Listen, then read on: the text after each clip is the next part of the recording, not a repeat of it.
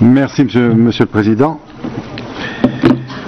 Je prends la parole aujourd'hui dans la continuité de Daniel Mitterrand et avec le plein accord de Gilbert Mitterrand, le nouveau président de France Liberté, qui regrette beaucoup de n'avoir pu venir lui-même aujourd'hui s'associer à vos protestations.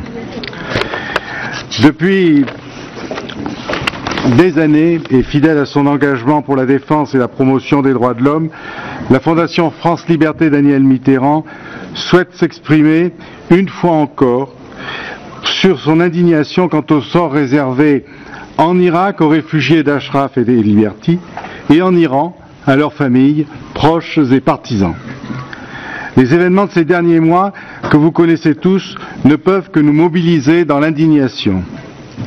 Nous connaissons la dégradation des conditions de vie dans le camp Liberty, en raison d'une évidente mauvaise volonté des autorités irakiennes concernant l'accès aux soins, l'approvisionnement en eau et en énergie, le traitement des effluents, la prévention des inondations. Tout est laissé, si j'ose dire, à l'abandon, à la souffrance et au désespoir. Mais cela n'est rien en considération de l'attaque surprise, officiellement sans responsable identifié, le 9 février dernier, par un commando qui, vous le savez, tué 7 personnes et occasionné 100 blessés. Au temps de l'occupation de ce camp par les Américains, des murs de béton protégeaient chaque maison. Ils ont été retirés, vous avez vu le film. Pourquoi? Pour faciliter la tâche aux snipers, sans doute. Il doit bien y avoir une raison. Les dénonciations de ce coup de force ont été nombreuses. M. Ban Ki-moon, le secrétaire général des Nations Unies, M. Antonio Guterres, chef du Haut-Commissariat aux réfugiés, et les ONG comme France Liberté, qui se sont adressés le 10 février au secrétaire général des Nations Unies. Soyons clairs, le camp de Liberty est devenu une prison, un lieu de privation de liberté, un lieu insalubre, un lieu de vie inhumain. C'est un constat largement partagé, quoique contraire aux conclusions de l'UNAMI. L'UNAMI qui semble avoir perdu toute aptitude à l'indignation. Enfin, nous avons vu aujourd'hui que certains avaient le courage de s'indigner publiquement. Mais comme je doute fort que le gouvernement irakien décide d'assurer convenablement la sécurité des résidents de Liberty, il me semble plus efficace d'exiger leur retour à Ashraf, qui reste leur seule terre d'asile et qui dépend de plus, et qui de plus leur appartient, immobilier comme mobilier.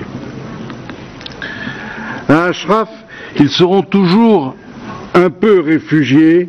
Eh bien, la sécurité dont on nous a parlé tout à l'heure qu'offre le camp d'Ashraf permettra sans doute de transformer le statut de prisonnier en statut de réfugié et le statut de réfugié en statut d'exilé. Les ONG engagées dans la défense des droits de l'homme ont interpellé M. Ban Ki-moon le 10 février dernier sur 4 points essentiels que vous connaissez. En effet, chaque jour parviennent dans les deux camps des récits tragiques d'arrestations arbitraires, d'emprisonnement, de torture et d'exécution de citoyens iraniens dont le seul crime est d'être parents, amis ou alliés des moudjahidines du peuple d'Iran. Un nouveau fléau s'abat ainsi sur les réfugiés, celui d'une insupportable responsabilité. Je suis la cause de la mort de mon frère, de ma sœur, de ma mère, de mon cousin. Le but recherché est de détruire l'estime de soi et la confiance en l'avenir qui animent chaque réfugié et le tiennent debout. La répression des familles est une manœuvre de persécution à distance qui vise à désagréger une personne vivante et confiante en la transformant en simple prétexte, celui de la mort là-bas, très loin, d'un frère, d'une sœur, d'un parent, d'un ami, d'un allié. C'est une nouvelle torture qui s'exerce deux fois, là-bas et ici. Décidément, on aura tout essayé pour vaincre la résistance des moudjahidines du peuple d'Iran, y compris de leur faire croire qu'ils sont les bourreaux d'eux-mêmes par le seul fait de leur existence. En ce début d'année 2013, il faut souhaiter que vienne le jour tant attendu de la délivrance, de la paix, de la sécurité individuelle et collective et de la dignité retrouvée. les tortures prendront fin, les familles seront réunies, et les martyrs, disparus, frères, sœurs, parents, amis et alliés, reviendront pour sécher les larmes des vivants. Je souhaite de tout cœur que ce jour appartienne à l'année 2013. Je vous remercie.